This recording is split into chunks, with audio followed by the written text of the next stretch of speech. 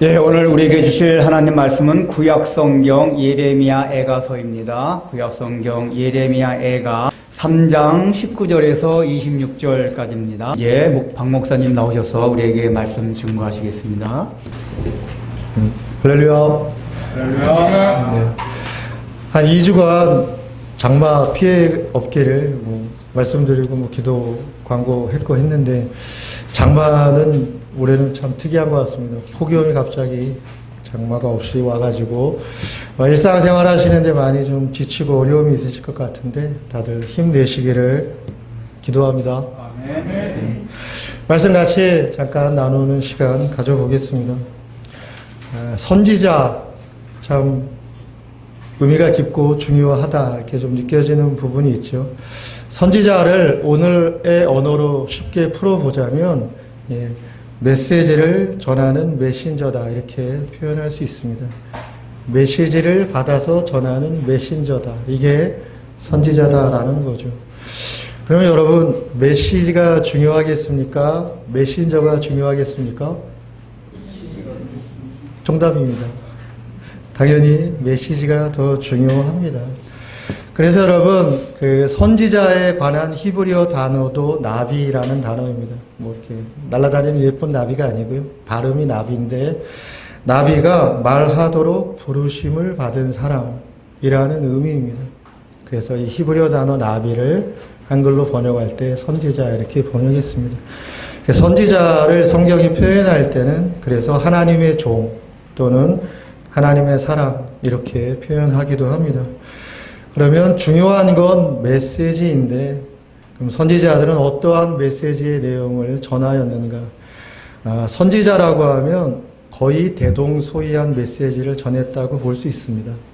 그 메시지의 내용은 하나님의 언약의 말씀을 기준으로 해서 현실을 진단합니다.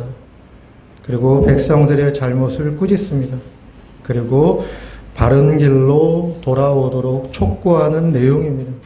어느 선지자든 대체적으로 이 내용 안에 선지자들의 메시지가 담겨져 있습니다. 한마디로 말하자면 백성들을 깨우는 겁니다. 깨워서 하나님 앞으로 다시 세우는 그러한 메시지의 역할, 메신저의 역할을 했던 것입니다. 우리가 선지자를 또 예언자 이렇게 생각하기도 하지 않습니까? 물론 여러분, 선지자가 미래의 일들을 얘기하기도 하였습니다. 근데 여러분, 그 우상을 섬기는 우상 숭배에 관한 선지자들도 있었습니다. 근데 우상 숭배 선지자들은 대체적으로 그 사람의 길흉, 좋은 거 나쁜 거 이런 거 점치듯이 얘기하고 복채를 받고 이랬습니다. 오늘날 그 점 보시는 분들하고 비슷하다고 하시면 생각하면 됩니다. 하지만 하나님의 선지자들은 그런 게 전혀 아니었습니다. 그러니까 미래를 얘기한다고 하더라도 미래에 대한 얘기가 선지자들의 주된 역할과 중요성이 아니었다라고 하는 겁니다. 선지자들은 설사 미래를 얘기하는 내용을 전한다 하더라도 그 메시지를 듣는 그때 거기에 서 있는, 그때 거기에서 살고 생활하는 사람들을 향한 메시지를 전하는 겁니다. 그래서 미래를 얘기하는 것이 선지자의 주된 역할이 전혀 아니다라고 하는 거예요. 그래서 하나님을 바르게 섬기지 못함으로써 발생되는 불의함, 거짓됨, 부패함 이런 것들을 있는 그대로 가감없이 신랄하게 지적했습니다. 그리고 하나님의 심판을 예외 없이 전하였고 회개를 촉구하고 했던 것입니다.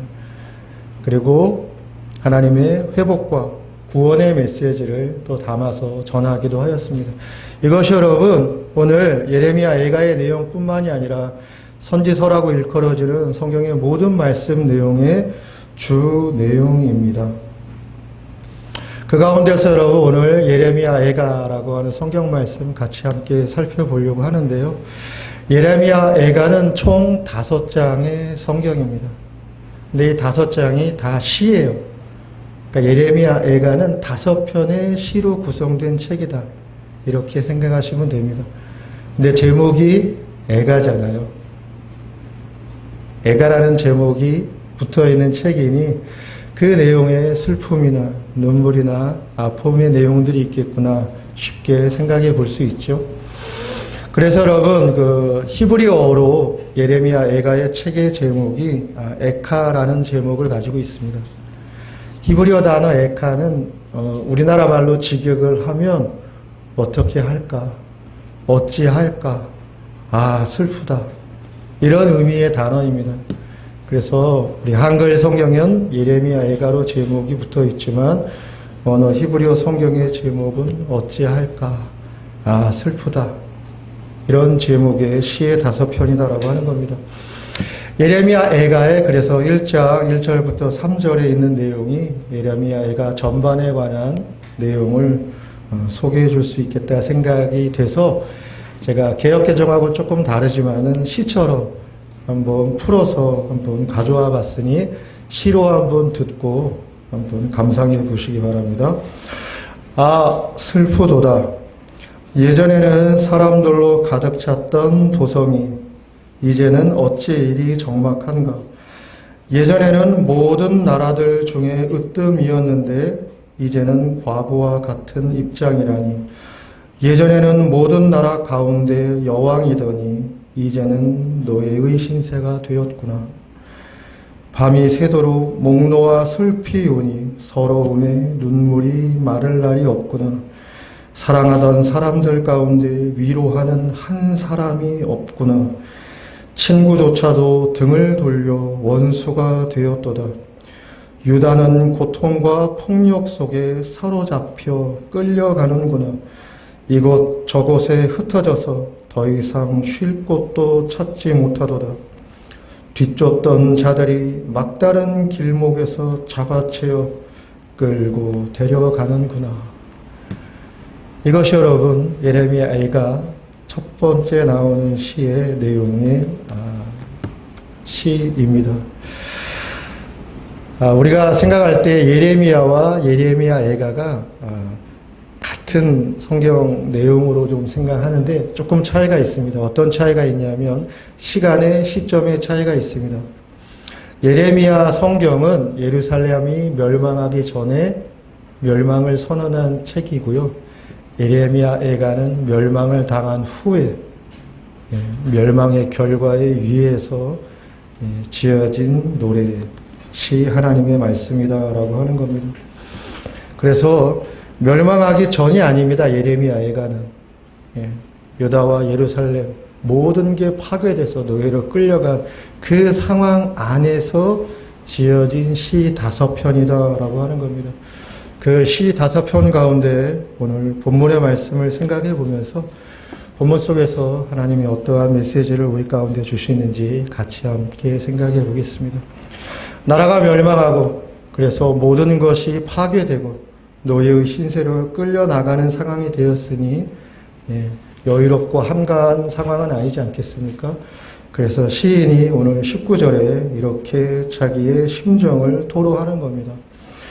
내 고초와 재난, 곧 쑥과 담즙을 기억하소서.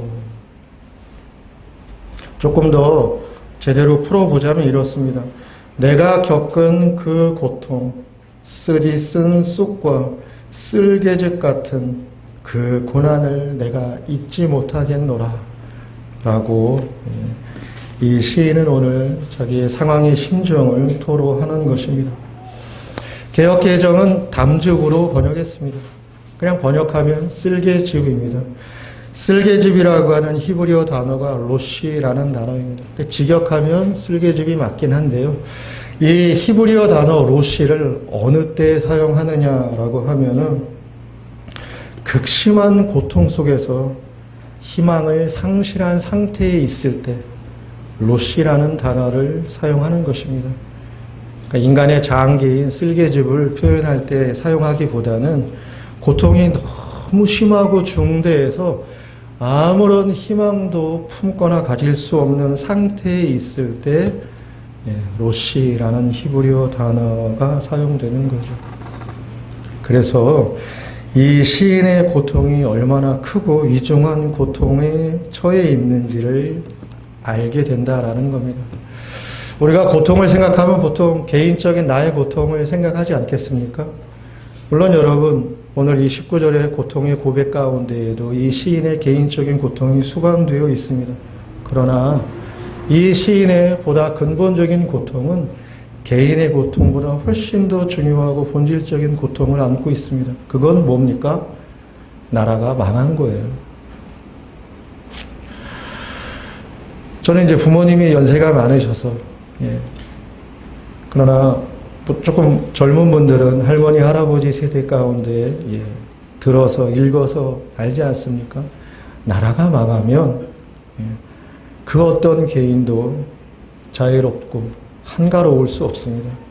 나라가 망함과 동시에 그 나라의 백성들은 모질고 뼈아픈 고통들을 경험하게 되는 게 아니겠습니까?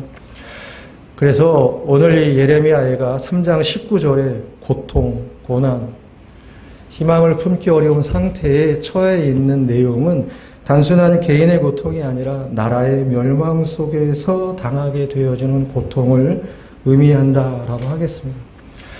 근데 여러분, 그냥 나라가 멸망을 해도 얼마나 힘들고 아프고 모진 세월과 시간들이 펼쳐지겠습니까? 근데 일반적인 나라도 아니고 하나님 나라가 현실적으로 무너지고 몰락하게 되어진 겁니다.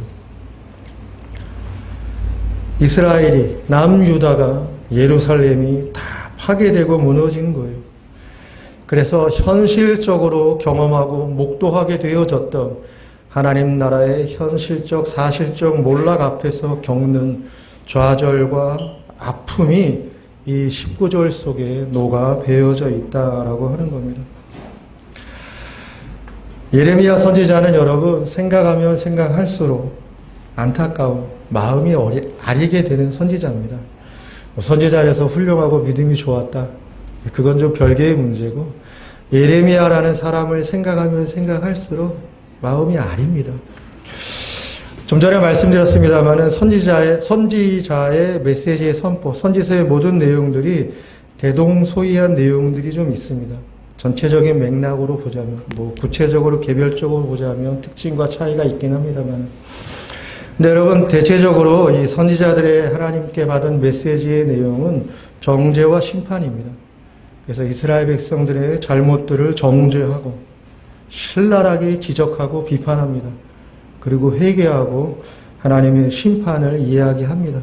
근데 거기에서 끝나지 않습니다. 대부분의 선지자들의 선포의 메시지는 정죄와 심판 다음에 소망의 메시지를 전달합니다. 하나님의 회복과 구원과 인도하여 주심에 대한 소망과 구원의 메시지들이 또 연결되어져서 충분하게 한 부분과 내용을 이루어 줍니다. 그런데 예레미야에는 그런 게 없습니다. 예레미야 선지자는 줄창 정죄와 심판만을 전했습니다. 물론 소망의 메시지가 있기는 합니다만 거의 없습니다. 퍼센테이지로 따지자면 무려 99.78% 정도 됩니다. 온통 예레미야의 메시지는 정죄와 심판뿐입니다. 그러니 여러분, 예레미야 선지자를 눈물의 선지자라고 부르는 것은 당연하다 생각이 되어집니다. 그러면 여러분, 정죄와 심판, 메시지만을 부여받아서 그 메시지를 전하였던 예레미야의 심정은 어떠했겠습니까? 내가 하나님께 받은 이 메시지는 귀한 하나님의 말씀이니 전할 때 당당하고 내게 주어진 사명과 소명을 내가 잘 감당하고 있으니 뿌듯하다 했겠습니까? 절대 그렇지 않습니다. 예레미야가 자신의 이름이 달려있는 책 예레미야서 20장 8절 9절에서 자기의 솔직한 심정을 고백한 내용이 기록으로 남아 있습니다. 예레미야가 뭐라고 고백을 했느냐? 내가 하나님의 말씀을 받아 이 땅에 멸망과 파멸의 말씀을 전하였더니 그것이 하나님의 말씀이었는데 돌아오는 것은 사람들의 모욕과 치욕뿐이었다. 아무도 그 메시지에 주목하지 않았던 겁니다. 그리고 메시지를 전하였던 예레미야에게 돌아왔던 현실의 상황은 치욕과 모욕뿐이었다는 거예요. 그래서 예레미야가 뭐라고 자기의 진심을 솔직하게 토로하느냐. 다시는 내가 하나님의 말씀을 전하지 아니하리라 결심했다고 고백합니다. 다시는 내가 여호와의 입이 되지 않을 것이다 라고 결심했다 라고 고백을 했던 거예요. 그게 여러분 예레미야가 자신의 솔직한 심정을 토로했던 마음의 내용이다라고 하는 겁니다. 물론 이어지는 말씀 가운데 내가 그렇게 결심하고 내가 그렇게 각오를 다지었더니 내 심장에 불이 붙는 것 같고 뼈가 사그러지는 것 같은 답답함과 고통이 밀려와서 내가 이 결심을 버릴 수밖에 없었도다 라고까지 또 이야기하기도 합니다. 그러나 예레미야가 결코 편안하고 뿌듯하고 자기가 잘한다라고 하는 의식의 내용 안에서 자기에게 주어진 하나님이 맡겨주신 메시지를 전한 것만은 아니라는 것. 그래서 예레미야를 잘 생각하고 오늘의 이 시인의 입장을 잘 헤아리는 것이 의미가 있고 중요하다 말씀을 드려보고 싶습니다. 이어서 20절에 또 이렇게 이야기합니다. 내 마음이 그것을 기억하고 내가 낙심이 되오나 내 마음이 그것을 기억하고 잠시도 잊을 수 없기 때문에 내가 낙심이 되는구나 라고 이야기하고 있습니다. 시인은 멸망을 선포했습니다. 그리고 본인이 직접 그 멸망을 경험했습니다. 그리고 지금도 멸망 후의 상황 안에 처하여 있는 것입니다. 그 상황을 주목해서 잘 생각해 본다면 낙심할 만하지 않습니까?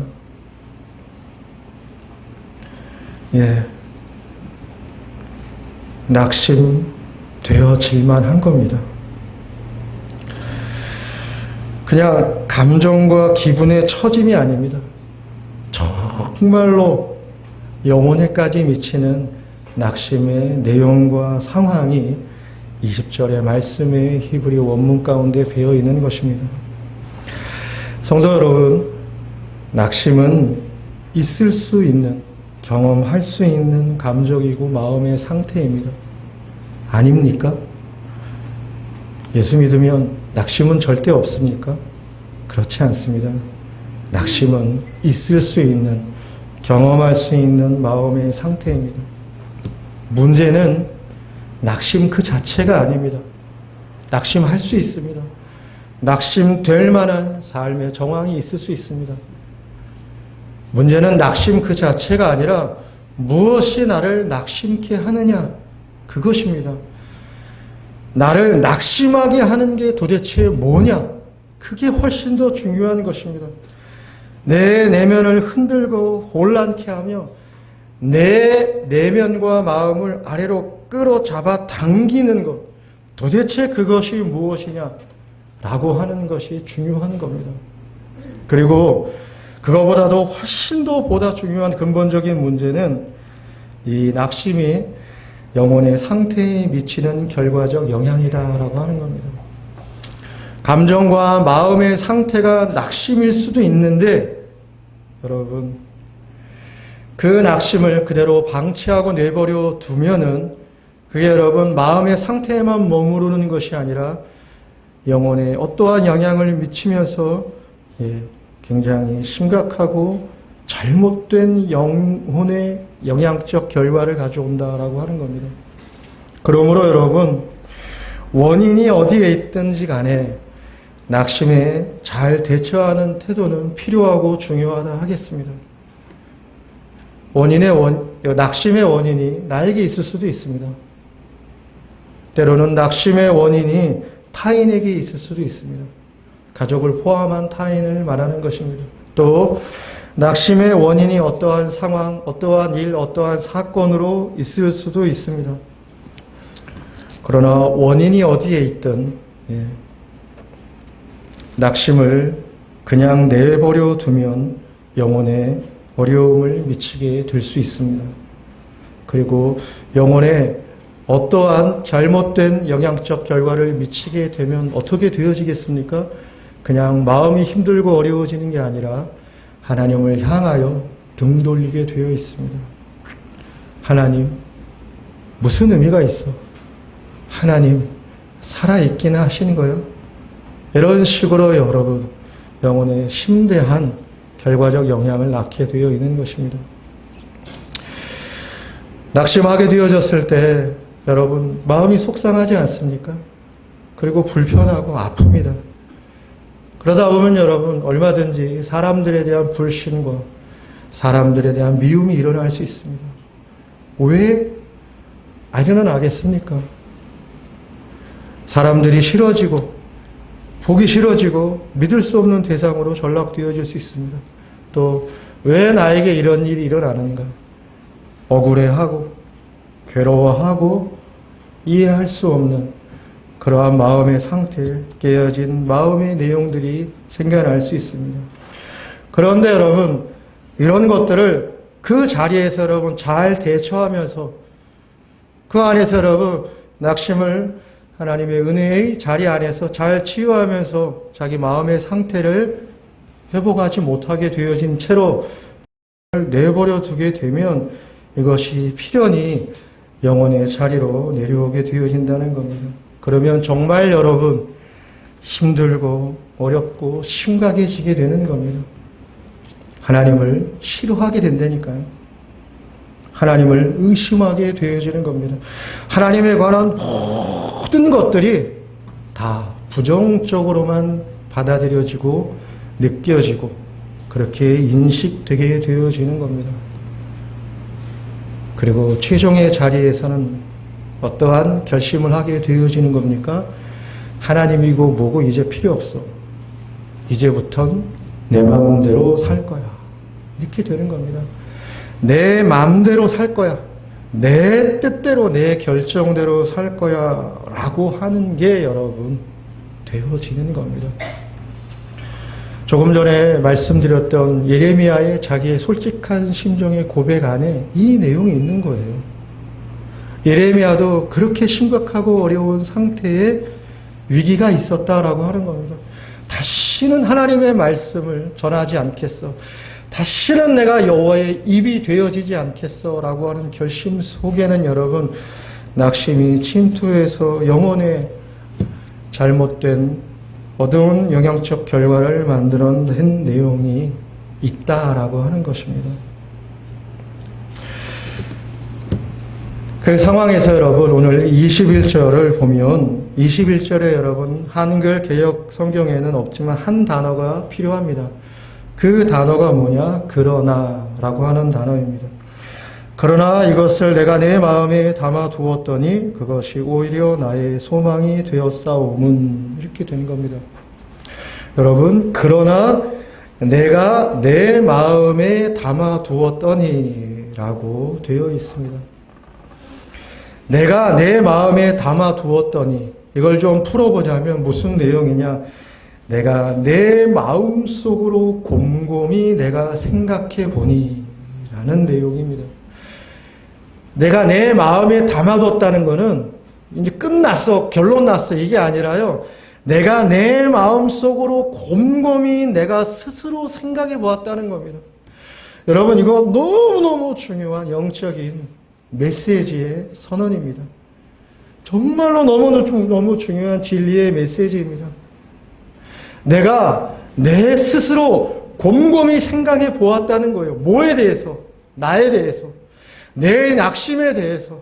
그리고 내가 처해 있는 이 삶의 사실과 현실과 상황에 대해서 내가 내 스스로 곰곰하게 생각해 보았다라고 하는 겁니다.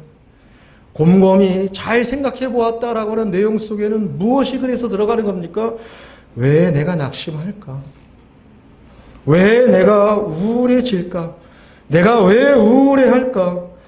이 일이 정말 내가 낙심할 만하고 내가 정말 이러한 상태에 머물러 있어야만 할 그러한 일인가?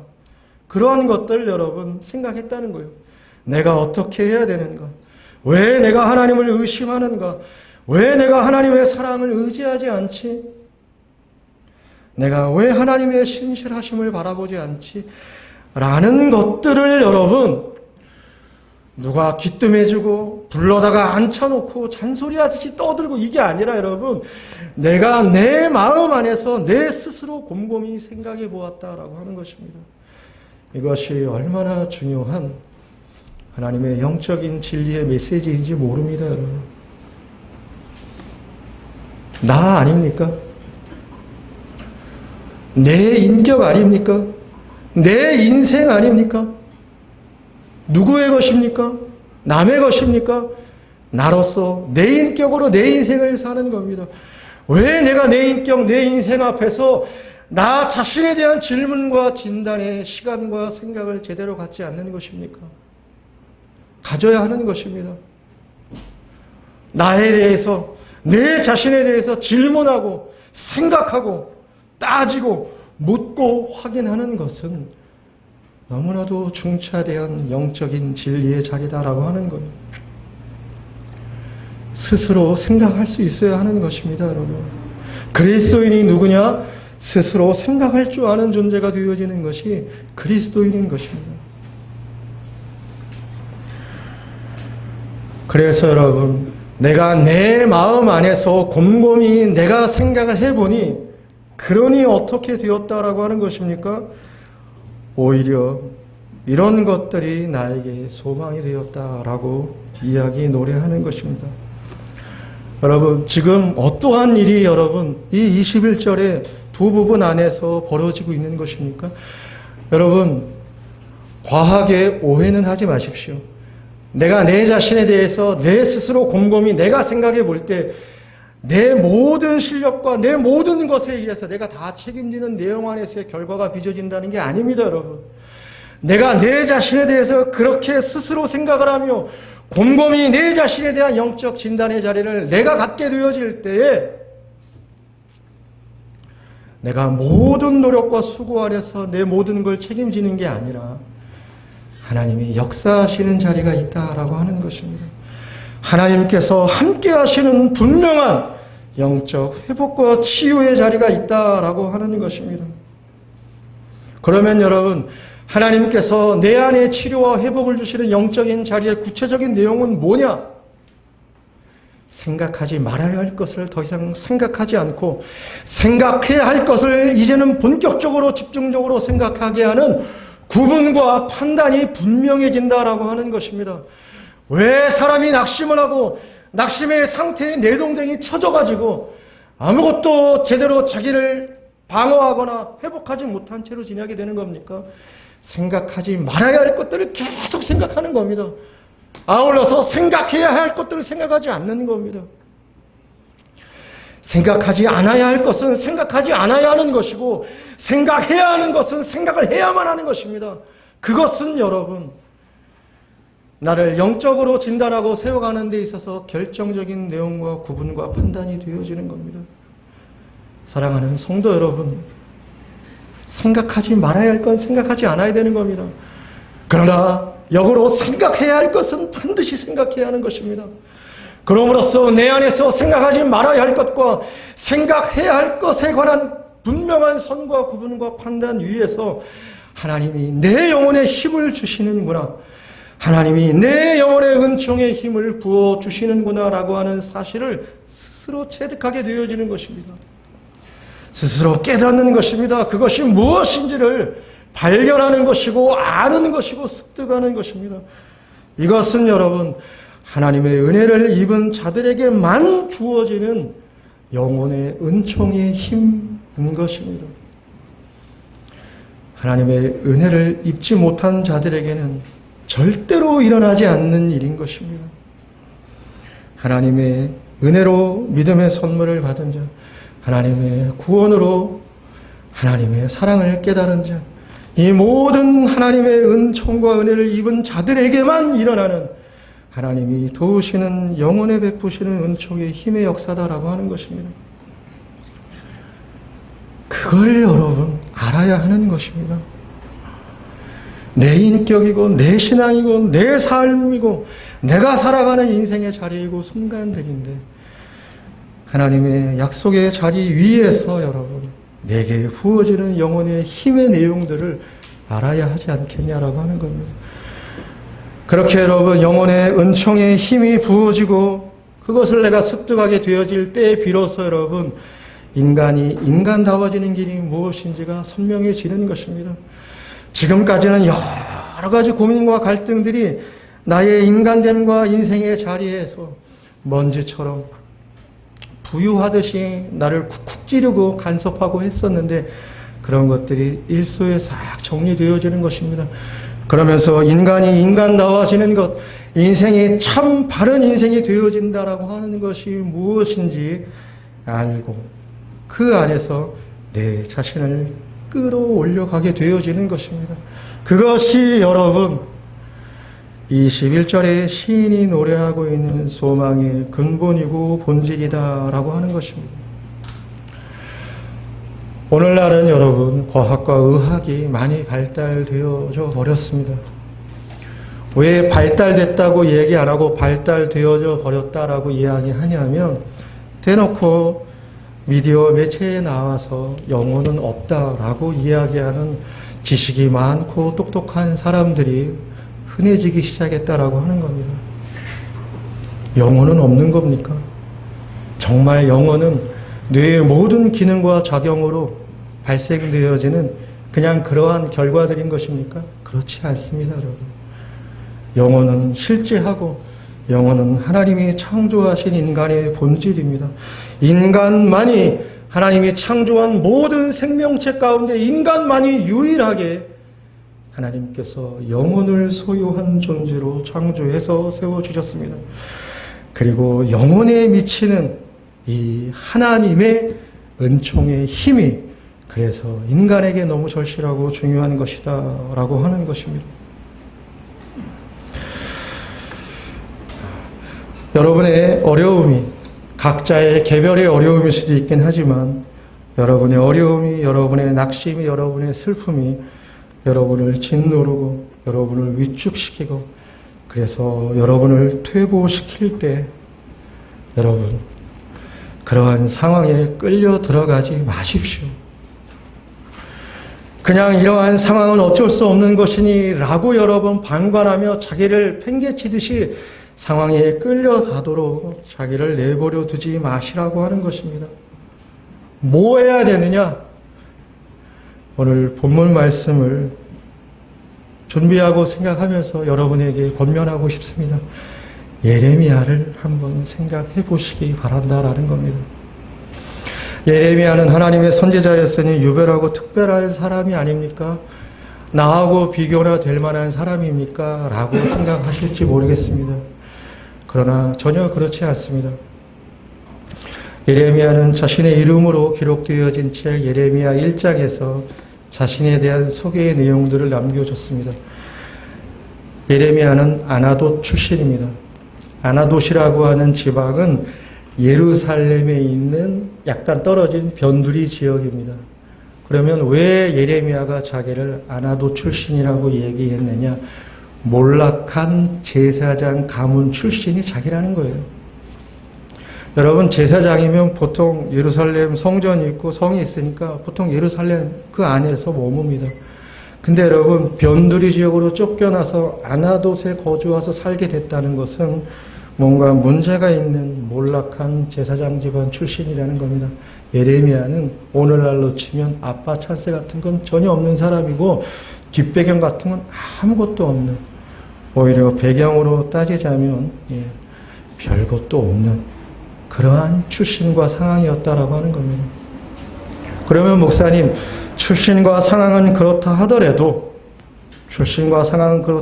그가 유능하고 실력 있는 사람이진 않았겠습니까?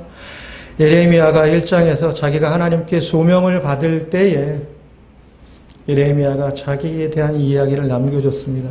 나는 말을 제대로 할 줄 모르는 어린아이와 같다라고 자기를 이야기했습니다. 여러분, 하나님의 말씀을 전하는 선지자인데, 대언자인데, 메신저인데 말을 잘 못한대요. 그래서 말하는 게 어린아이 같다라고 자기를 소개했습니다. 무슨 실력이 있습니까? 무슨 대단한 우리보다 월등하거나 뛰어난 면이 있겠냐라고 하는 거예요.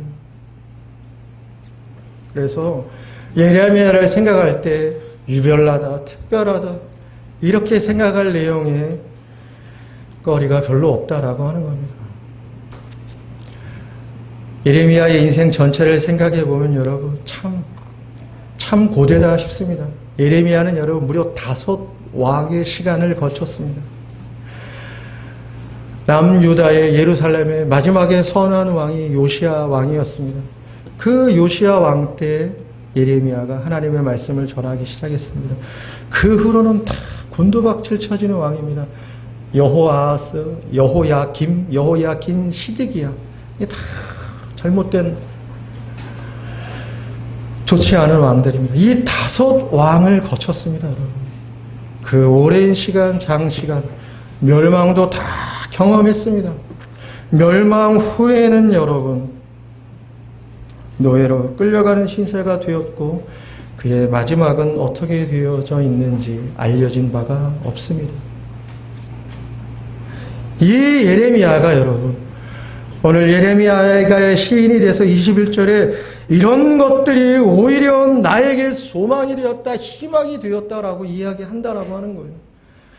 그러니 여러분 예레미야에 대해서 생각을 해볼 만한 내용과 근거가 되지 않습니까? 구약에 많은 인물들이 있습니다. 그 많은 인물들 가운데 예수 그리스도와 가장 닮은 인물로서 때로는 예레미야가 선정되어지기도 합니다. 왜? 그만큼 고통과 그만큼 슬픔과 그만큼 아픔과 눈물의 회한의 많은 인생을 살았다라고 하는 거예요. 그의 삶 전체가 그러했지 않았겠느냐라고 하는 것입니다. 그는 예루살렘의 멸망을 선언했습니다. 그리고 자기가 선언한 대로 멸망을 경험했습니다. 그리고 노예로 끌려가서 그의 최후도 알려지지 않은 채로 생을 마감했습니다.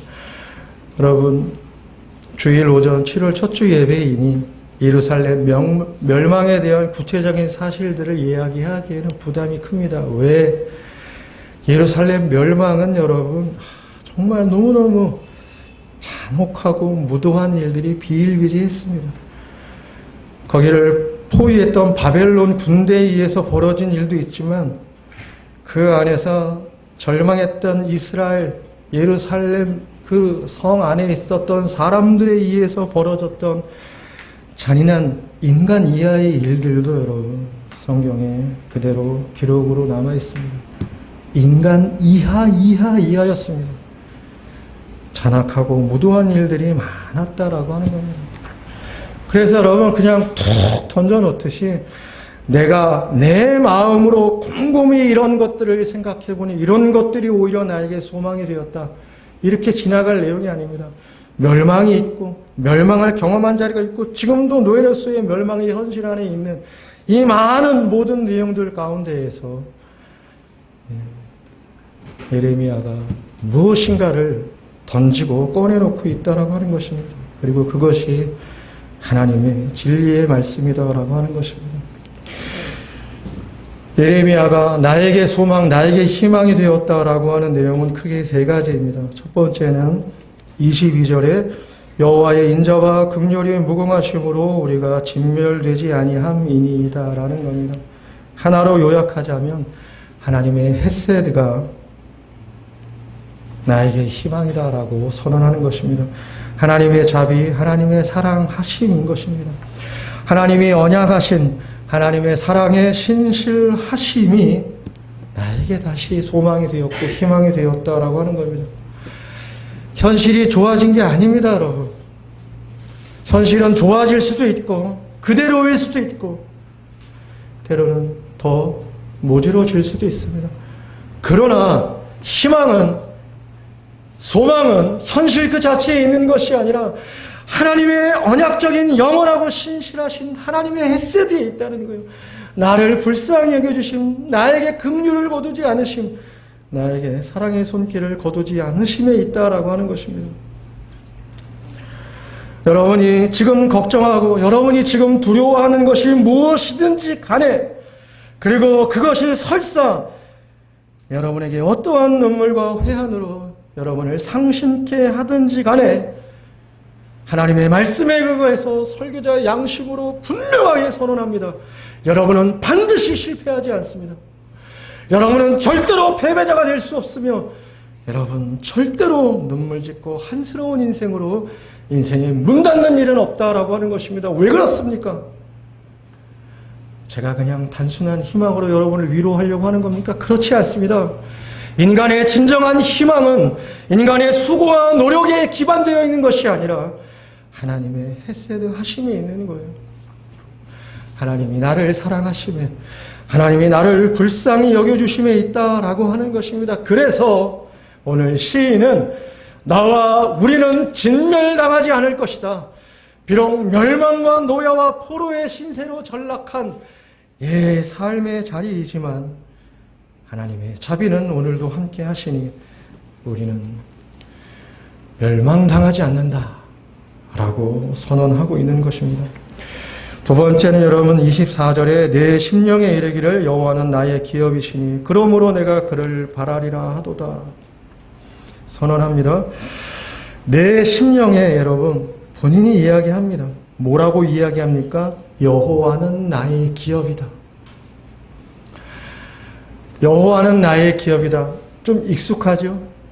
그러니 여러분 이게 얼마나 놀라운 표현인지 좀 감각이 잘 되지 않을 수 있습니다. 풀자면 여러분 여호와는 나의 소유이다 라는 겁니다. 여호와는 나의 소유다. 이것도 좀 자주 듣는 표현이니까 별거 아닌 것 같습니까? 여러분 이게 말이 됩니까 여러분? 나는 하나님의 소유입니다. 이건 말이 되죠. 하지만 여호와 하나님은 나의 소유입니다. 여러분 말이 됩니까? 근데 이게 말이 된다라고 해서 성경의 기록으로 증거되고 제시되고 있는 거예요. 정말 하나님은 나의 것입니다. 나의 소유입니다라고 외칠 수 있는 하나님과 나와의 떨어지지 않는 완전한 관계의 자리가 있다라고 하는 것을 성경은 이야기해 준다라고 하는 겁니다. 그래서 여호와는 나의 모든 것입니다. 여호와는 나의 하나님입니다 라고 이야기할 수 있는 겁니다. 저도 이야기할 수 있어야 되고 여러분도 그렇게 이야기할 수 있어야 되는 것입니다. 성경은 여러분 이 언약의 선언으로 시작했다가 이 언약의 선언으로 성경의 마지막 장을 닫습니다. 언약의 선언이란 거창하고 대단하고 아주 이해하기 어려운 선언이 아닙니다. 하나님께서 자신의 백성들을 삼아서 언약의 선언을 하실 때 나는 너희의 하나님이 되리고 너희는 나의 백성 되리라. 이게 여러분 언약의 선언입니다. 이게 하나님과의 우리와의 관계의 선언의 전부이고 모든 겁니다. 여러분 하나님이 우리의 하나님 나의 하나님 되고 우리는 나는 하나님의 백성 될 것이다. 된다. 되리라. 이것이 여러분 성경을 여는 시작 부분에 놓여져 있고 성경의 마지막 책이 어디입니까 여러분? 요한계시록입니다. 요한계시록의 마지막 장 21장에 나와 있는 이 세상의 마지막에 대한 설명과 교훈, 새 하늘과 새 땅이 임하리니 하나님께서 자기 백성의 눈에 흘려진 모든 눈물을 다 닦아주실 것이요. 여러분이 살면서 흘리는 모든 눈물들은 회한으로 상처로 남아서 아픔과 가시가 되는 게 아닙니다, 여러분. 내가 하나님을 향하여서 흘렸던 내 마음의 모든 내 삶의 눈물들은 하나님께서 닦아주시는 분명한 완전한 자리가 있다라고 하는 겁니다. 그러면서 하나님께서 주시는 말씀이 뭡니까? 이 언약의 선언이에요. 나는 너희의 하나님이 되고 너희는 나의 백성이 되리라.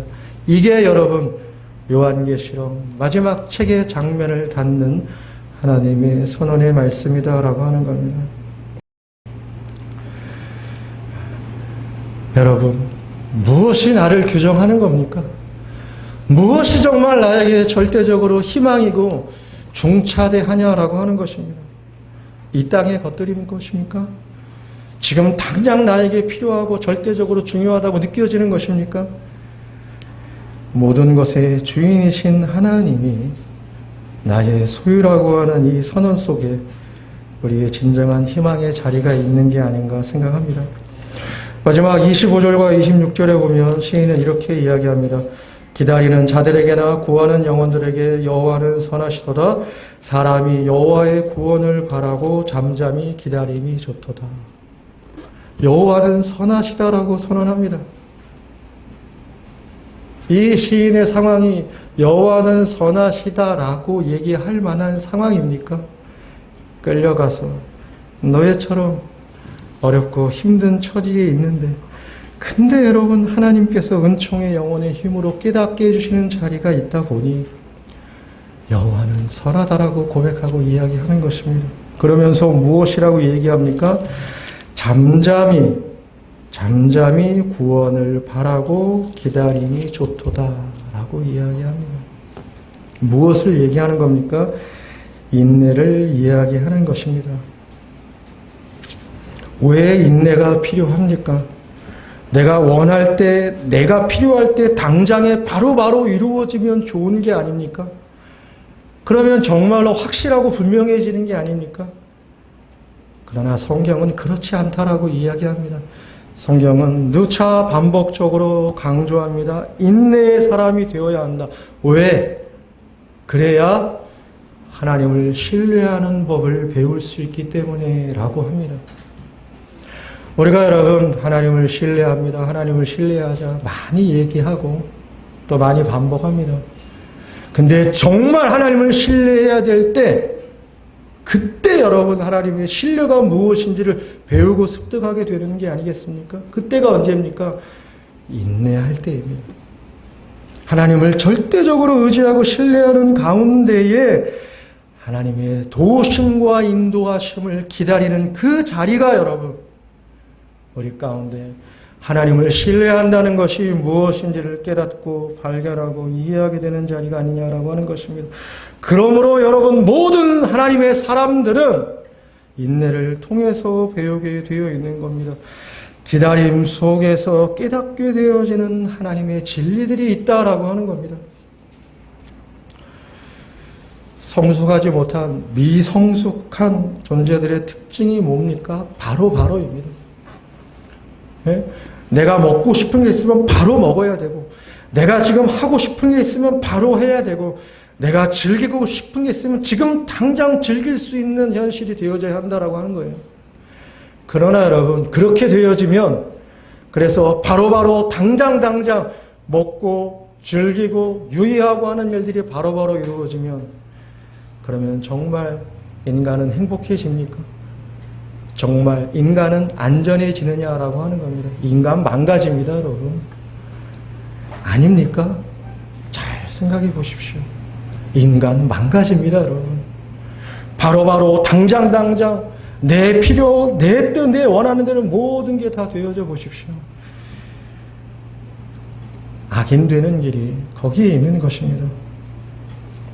그래서 성경은 이렇게까지 이야기하는 거예요. 인내를 온전히 이루라는 거예요. 기다릴 줄 알아야 된다. 어떻게? 하나님을 의지하고 신뢰하는 믿음과 마음을 유지하면서. 그래서 어떤 사람이 된다는 겁니까? 온전한 사람, 완전한 사람, 조금도 부족함이 없는 사람이 되어진다라고 하는 거예요. 정말 변화되고 성숙한 사람이 되어진다라고 하는 겁니다. 그래서 여러분, 사랑은 무엇입니까? 인내하는 겁니다.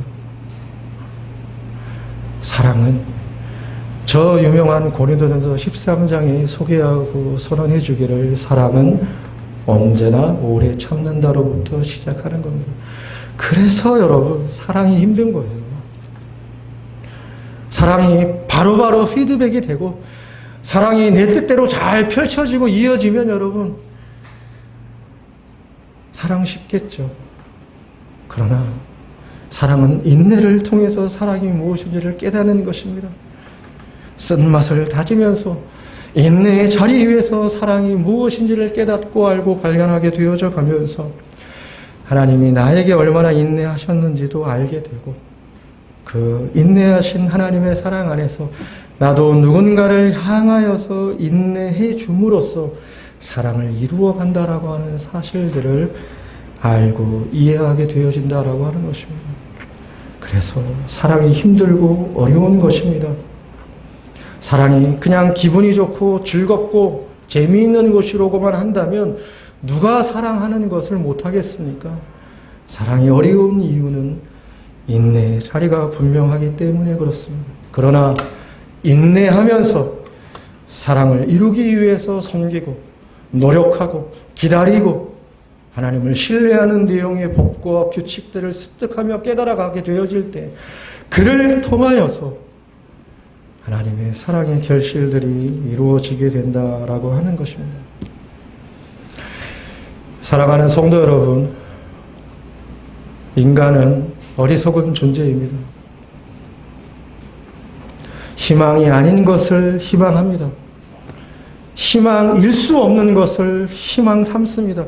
희망이 되어서는 안 되는 것을 희망으로 삼아서 자신의 꿈이 거기에 있느냐 그것을 이루어 보려고 하기 때문에 인간은 어리석습니다.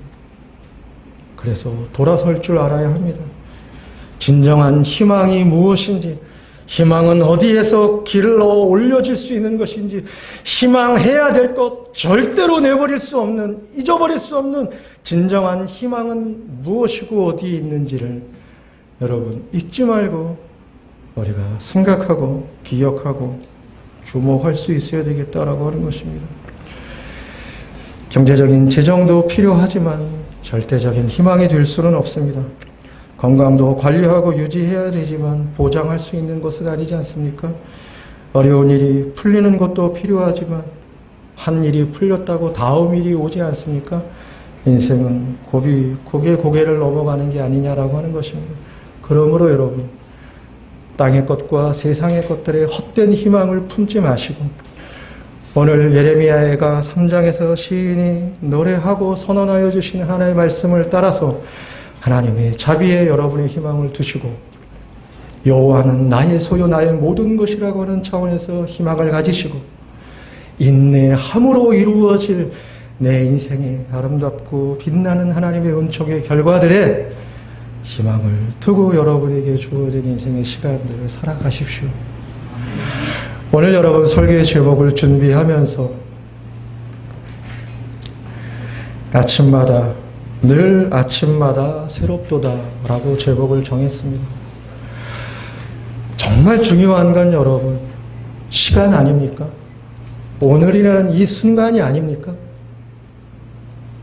오늘이라는 시간보다 지금 이 순간보다 정말 더 중요하다라고 사실적으로 얘기할 만한 게 있습니까? 오늘 여러분 7월 첫 주일을 맞이하여서 여러분 예배당에 모여서 우리가 함께 예배하고 말씀 나눈 시간 갖고 있습니다. 무엇을 희망하고 오늘 예배당에 주일에 참석하셨습니까? 여러분이 희망하는 희망의 근거와 내용과 무엇입니까, 여러분? 오늘이라고 하는 순간은 잡을 수도 없고 머무르게 할 수도 없습니다. 억만금이 여러분 나의 오늘을 나의 시간을 멈추게 할 수 있습니까? 아무것도 그럴 수 없습니다. 스치는 바람처럼 흐르는 물처럼 지나갑니다. 오늘은 어제가 되어집니다. 그리고 내일로 생각했던 순간이 다가와서 다시 오늘이 되어지는 것입니다. 오늘은 다시 지나가 어제가 되고 내일은 다시 흘러들어와 오늘이 되어지는 것입니다. 오늘이 얼마나 중차대하고 소중한 시간이고 상황이고 순간인지 여러분 우리가 느낄 수 있어야 하겠습니다. 그래서 여러분 오늘 시인의 이 고백을 설교의 제목으로 삼은 거예요. 이런 것들이 아침마다 늘 아침마다 새롭도다라고 하는 겁니다. 다시는 오지 않는 7월 6일이라고 하는 오늘의 시간과 순간 속에서 여러분이 새로워지고 새로운 순간이고 새로운 때이고 새로운 사실이 될 수 있는 길이 어디에 있습니까?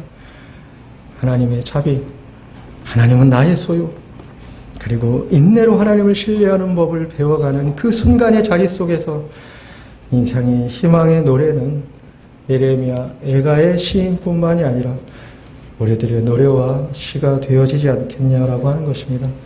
하나님의 은혜와 함께 하심이 여러분과 함께 있을 줄로 믿습니다. 예, 봉헌을 위해서 잠깐 기도하겠습니다.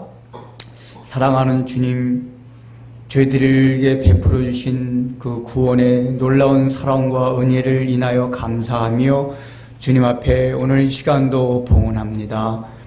우리가 주님 앞에 봉헌드리긴 하지만은 우리 많은 지체들 가운데서 현실적인 삶 가운데 여러 가지 문제로 인하여 고통받고 어려움을 겪고 있는 지체들의 마음 가운데는 얼마나 그 마음에 진심으로 감사한 마음이 하나님을 향하여 헌신된 마음이 나올 수 있겠습니까? 우리가 인간에게 우리도 연약한 육신을 지녔기에 그것을 너무나도 잘 알진데 우리 주님께서 그걸 감안하여 주시사 그 모든 사람들에게도 특별한 은혜와 사랑을 베풀어 주시어서 그 어려움과 고난의 자리에서 희망과 소망을 가지고 주님의 약속을 붙잡음으로 다시 한번 힘을 얻을 수 있는 그런 은혜들을 허락하여 주옵소서.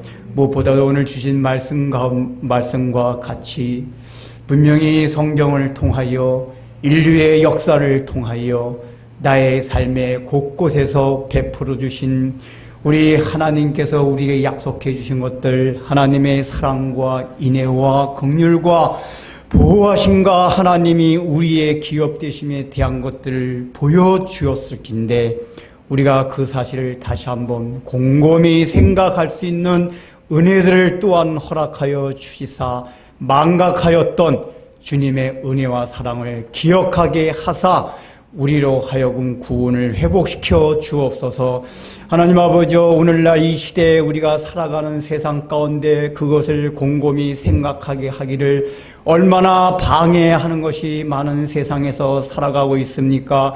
즐길 것이 많고 먹을 것이 많고 문화가 적고 우리의 삶이 혼잡하고 번잡하고 우리의 자아를 내려지 못함으로 인하여 곰곰이 생각할 수 있는 기회조차도 얻지 못하는 이 세태 속에서 우리가 늘 곰곰이 생각할 수 있는 환경과 마음을 가질 수 있는 귀한 은혜 또한 허락하여 주시사 우리가 주님 앞에 참된 헌신된 자리로 나갈 수 있는 축복들을 모두에게 허락하여 주옵소서. 예수님의 이름으로 기도드립니다. 이제 우리의 영원한 소망 되신 우리 구주 예수 그리스도의 무한하신 은혜와 그 소망을 우리에게 내려주신 아버지 하나님의 그 크신 사랑과 우리의 모든 절망과 또 희망이 없고 힘든 상황, 그런 인생 가운데서도 희망과 소망을 가지며 주님의 약속을 붙잡음으로 이 세상을 굳건히 또한 즐겁고 천국과 같이 살기를 소망하며 이 자리를 떠나가는 사랑하는 성도들 위에 저들의 모든 삶 위에 이제부터 영원토록 함께 있을지어다.